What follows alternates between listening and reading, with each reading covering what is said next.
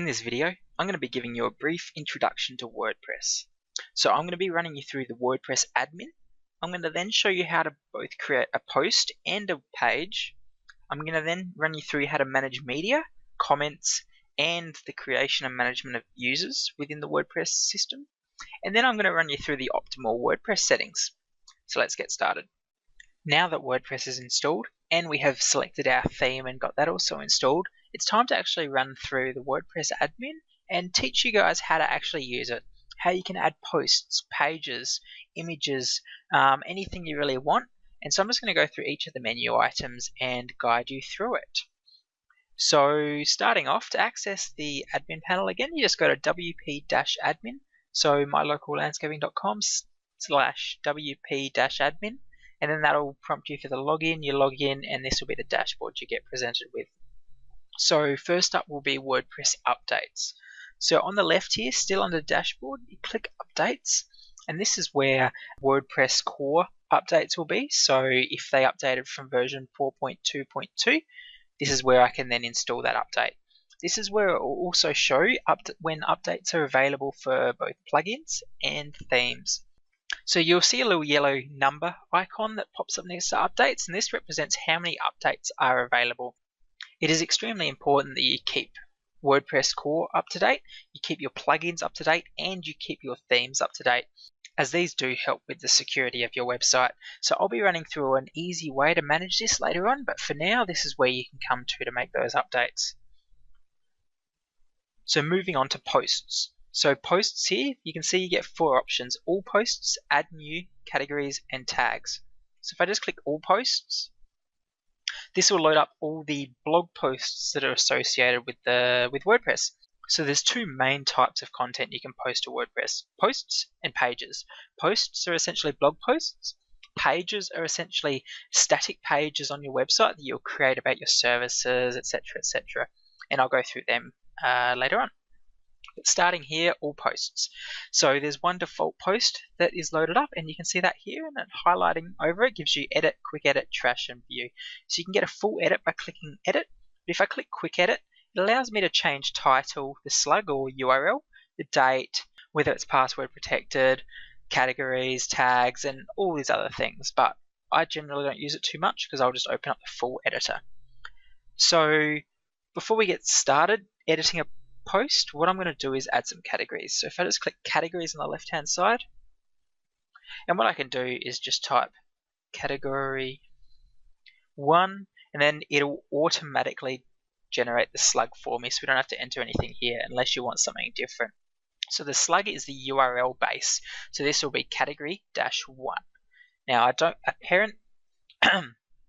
parent category is when you set say category 1 to sit under uncategorized. So under here you could have uncategorized, and then category 1 will become a subcategory. So what I do is I select it here, but I don't want to do that again. And then description. Now this on some WordPress themes will allow you to show a small description when someone visits a post category page. So we can enter something here if we want, but I'm not going to. So I'm just going to click add new category, and it gets added straight away. And then coming down to tags, I'm just going to click that and show you. So it is essentially the same as a category setup. Tags work a very similar way, but some websites might have 5 primary categories, and then they could have 50 different tags that you get added. So each post will be assigned 1 category, and then the post could be assigned 5 to 10 different tags. It does help users click around your posts a little bit easier when they're tagged up, but I advise you don't use this feature unless you start posting a lot of content. So I'm just going to come back to all posts. And so rather than editing this, what I'm going to do is click add new and run you through the process of actually creating a post.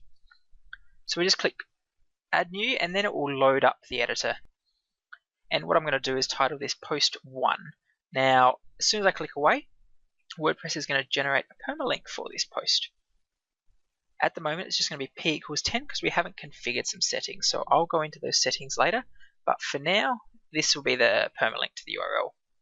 And so what I can do here is if I click on this toolbar toggle, it'll give me a few more options available for editing the post. So I'm just going to write post content goes here. And if I highlight that, I can style it by changing heading.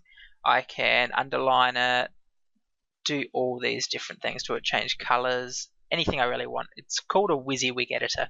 What you see is what you get. It's kind of like editing a Word document, so that's where you start. And then on the right hand side here, I can save it as a draft. I can preview it if I want, change statuses, and then I can also select the category. So if you don't select a category, it will go to uncategorized. So we have to select category 1. I advise you only select one category per post, and then you use tags to tag it up any further. You can come down here and set a featured image if you'd like. This will display for most WordPress themes, and really up to you if you want to use it or not. I normally do try and use it where possible. Obviously you don't have to, but it's up to you. And yeah, that's essentially a post. So what do I do if I click publish here? It's just going to load up and publish it. If I come back here and click on refresh on the website, coming down to the bottom, here it is. Now this is the featured image I was talking about just before. And you can see here, here's the post title which links to the post, who it's been posted by, and a number of other things. So if I click on post 1, it'll go through and load up that post URL. And here's the post here. Okay, so going back to admin, that is posts. So I'm going to jump through and go to pages now. So if I hover over pages, it gives me two options for this one, all pages and add new. So I'm just going to click all pages. Now, unlike posts, these don't give you the option of having categories because they're static content. They're not being updated. They're not going to live anywhere else other than on the page you start. So what I'm going to do is click add new. I'm just going to do about content about our business. And you can see on the right hand side you get a lot less options. So here it lets you select the template for it. So there's blog, contact, and full width page. So this being a about page, I'm just going to leave it as the default template for now because that should give me a sidebar. So what I'm going to do is click on publish. Now because I haven't configured a menu up here, if I refresh, it should be adding about to it. There we go. So if I click on this, it'll load the about page. About, and then content about our business, and then a sidebar down here, which I'll show you how to configure in a minute. And that is how you do a page. So if we go back to all pages, you'll see about here, at which again you can click quick edit if you want and make minor adjustments there. Otherwise you can leave it there. And now moving on to media. So the media library is where all your images are held, anything you upload as well. So any files you're offering people to download, anything like that, this is where they're all held. So you can see by default there are 3 images here loaded up. And so what I can do is if I want, I can either manage it, which is just managing through here, filtering by images, audio, video, etc. I can click on one, it'll open up, which I can then close, or I can come up here and click add new. Now I can drag something in, but that sometimes becomes a bit buggy, so what you have to do is just click select files, and then this will pop up and offer you to select any files you choose to upload. And yeah, that's the media library. So you can obviously edit ones that are here. So by clicking on one of these again, on the right hand side it gives you the URL to this image. So if you want to link to this image directly, that's the URL you'll be linking to.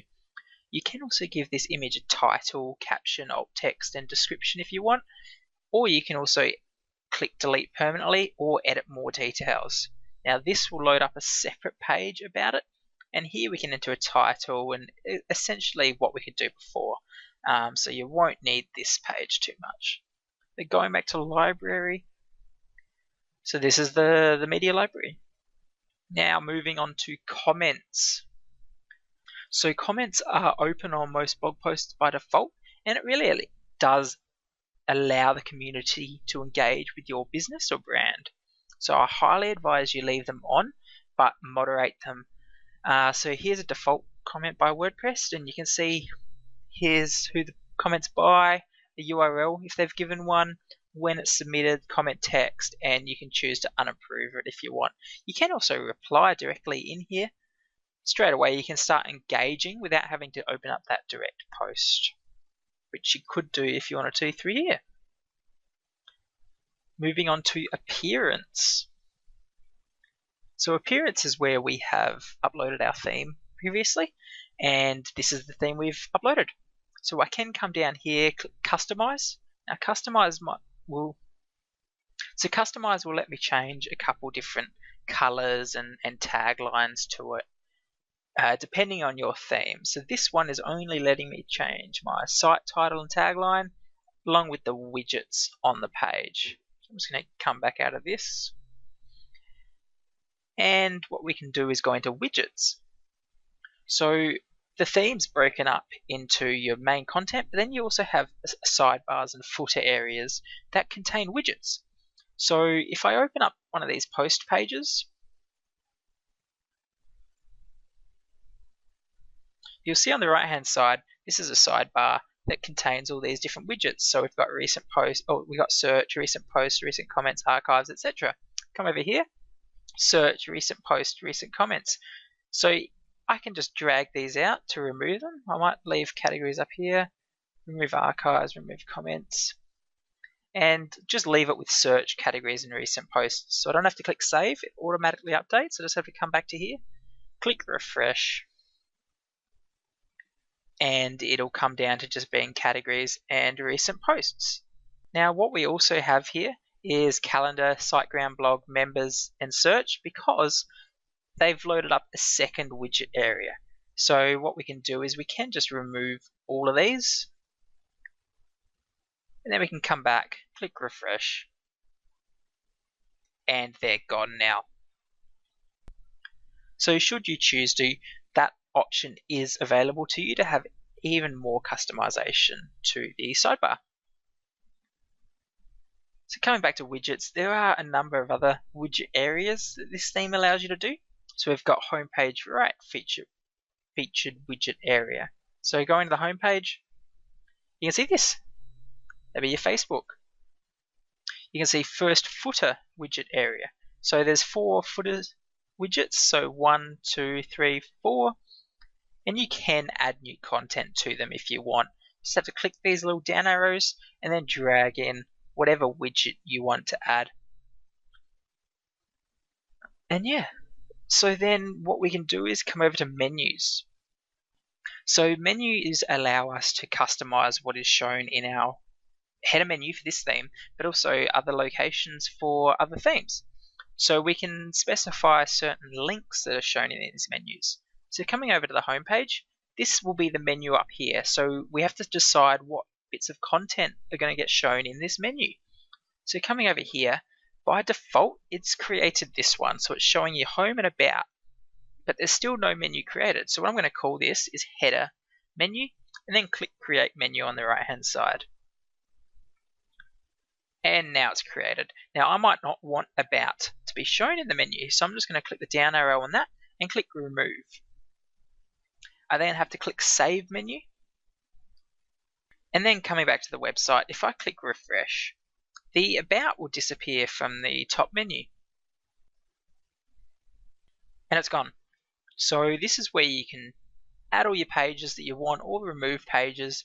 So when it comes down to it, you just come here and you click on the page you want to add. You can also click on custom links and enter a new URL, which will add a link really wherever you want. You just have to insert it here. You can also link to category pages if you want. So by ticking that box, I can click add to menu and there'll be a category 1 menu link there. So just click remove. Now I am just going to turn back on about, click add to menu and click save. So coming on to theme options, these are the options we've already looked at in a previous video. So coming down to custom leads form. So this is where I can customize the actual fields of that lead generation form. So I can change all these if I want. I'm happy with how they are, so I'm just going to leave them and come over to leads capture.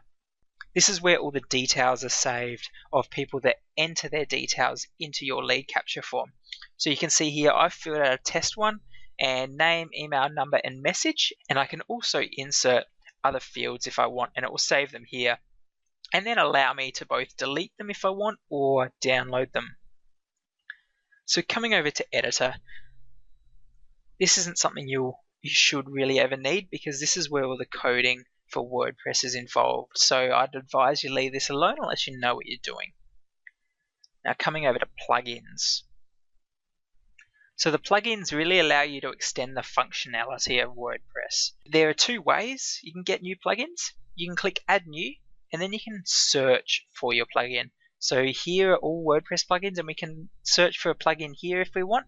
So we'll go comment love, press enter, and here are the plugins that are returned that match that search. Now the second way of getting a plugin is clicking upload plugin. So if I click that, it'll come to this page. Now clicking choose file will allow you to choose a zip file on your computer that you've downloaded elsewhere to install that plugin. So it's a lot easier to use the browse function if you can, but some plugins aren't in here obviously, so you might need to use the upload plugin function. And just like the theme editor, plugin editor isn't something you'll need, so please don't touch it unless you know what you're doing. So coming over to users. Now users is where you manage the users of your website. Now with a small business theme like this, you won't be getting people to sign up to it, so you won't really need this. But what you can do is create accounts for staff members so they can have their own username to log in to the admin and manage bits of content or manage the design if you want them to. Now you can restrict permissions on them if you want, but what I'm going to do is just click edit on admin, and then it allows me to change the color schemes if I want, but here I can enter the first name, last name, contact details of them, and even an author info box if I want. And this sort of information might get shown at the bottom of posts, and so your customers can really make a more personal connection with who's writing the content. So coming over to tools. So there's a couple things in here you might use. If anything, you're probably going to use the export function, which allows you to export all your content to be able to move it somewhere else. I'm going to run you through some plugins to be able to do backups and some other stuff like that, so you shouldn't really need this, but this is what's there. So you can export a file, and then you can come back to import, and then you can import your content from somewhere else. So if you've got a Tumblr blog, if you've got a LiveJournal blogger, or if you've got a blogger, what you can do is you can import the content from those systems so that you can get all the blog posts live straight away. And now we're going to come over to settings.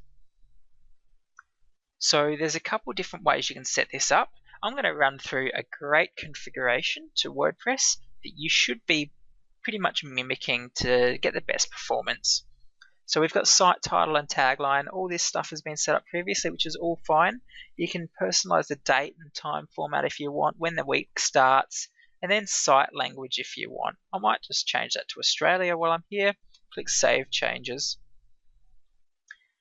And then on the left-hand side, we're going to go to the writing menu. So formatting, we can turn it off, the showing of emoticons if we want, but I'm going to leave that there. There's nothing really here you need to configure. A little bit of an advanced feature to set up is the post via email, which means you can email an email address and have WordPress automatically post the content of that email for you. It's great if you're on your phone and you want to make a quick post or something like that. With the way WordPress loads now, and especially the WordPress app, I don't see you using this too much, but you can give it to a staff member again without having them access the website, allow them to post content on your behalf. So we're going to come over to reading now and run through the options here. So front page, leave this as is for this theme. Some themes might require you to have a specific blog page as a home page and a number of other things, but we'll just leave this as is for now. We can increase or decrease the amount of posts shown on a blog page. Just leave syndication feeds, that's another advanced feature, so we'll leave that alone for now. Search engine visibility. Now, ticking this will essentially tell Google that you don't want them to index your website. I highly advise you leave this alone because accidentally ticking it will mean you'll get no traffic from Google. So we just leave this one alone. So we're just going to come over to discussion now. Now, here are some different comment moderation settings for you. Now, the default ones are probably the best, so I'd just leave them there. But you can turn off moderation if you want. You can then come back and turn it on. You can receive emails if you want when someone posts a comment, which is great for you to be really quick at responding. So I'm just going to leave these as is. It's up to you whether you want to change any of them, but have a look at them still so you know what's happening. Go over to media. Now, these are the default image sizes. Again, leave these alone unless you know what you're doing. And then permalinks. Now, this is one setting we are going to change. So before with the posts, you saw that it came up with a p equals. So just like this, p equals 123. That's an ugly URL. We want pretty URLs. Now I'm going to use a bit of a custom one that WordPress was offering by default, but for some reason they're not anymore. If I just come down here, so I'm just going to do one that is /%category %/%postname %/. And this will allow me to put in the category and then the post name in the URL of all my posts.